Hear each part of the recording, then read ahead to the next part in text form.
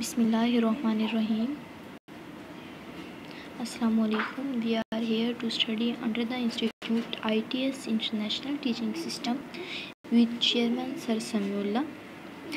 And I am Sayyida Asma Kamar. I am here to teach you chemistry. Welcome to 9th class. Today we will start chapter number 1, that is Fundamental of Chemistry. We have lecture number 1. Our topic is, first of all, we will discuss introduction of chemistry. Introduction of chemistry में हमारे पास हम क्या देखेंगे कि actually chemistry जो है वो है क्या, या हमारी लाइफ में इसका क्या यूज़ होता है केमिस्ट्री का। तो एक्चुअली क्या है, केमिस्ट्री जो है वो हमारी डेली लाइफ में हर जगह इस्तेमाल होती है। हम जो भी चीज़ें इस्तेमाल करते हैं, लाइक हमारे पास पेट्रोकेमिकल प्रोडक्ट्स हैं, मेडिसन्स हैं, या हम सोप्स यूज़ करें, डिटर्जेंट, पेपर, सब इंडस्ट्रीज़ में जो है वो केमिस्ट्री का रोल कहीं ना कहीं ज़रूर होता है।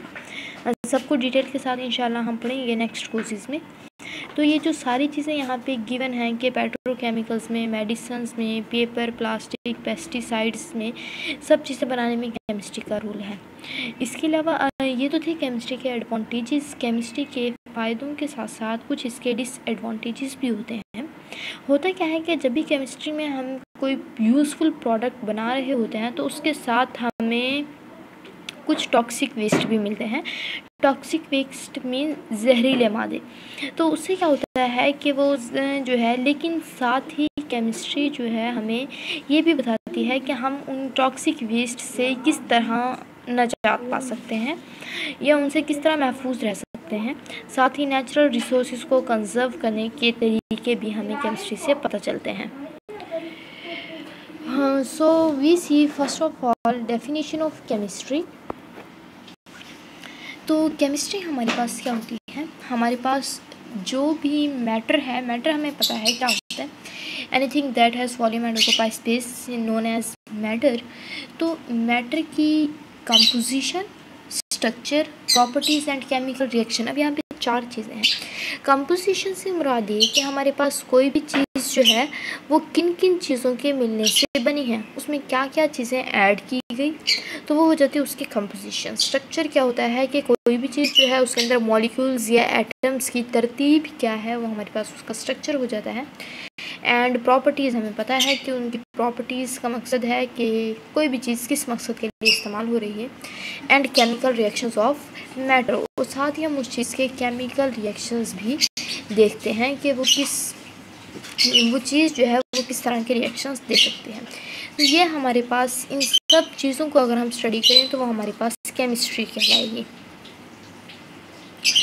अब नेक्स्ट है हमारे पास ब्रांचेस ऑफ केमिस्ट्री। केमिस्ट्री की बहुत सारी ब्रांचेस हैं, जैसा कि हर साइंस की ब्रांचेस होती हैं। तो यहाँ पे इसकी मेन ब्रांचेस गिवन हैं, that are physical chemistry, organic chemistry, inorganic chemistry, biochemistry, industrial chemistry, nuclear chemistry, environmental chemistry and analytic chemistry. We will see one by one all of these.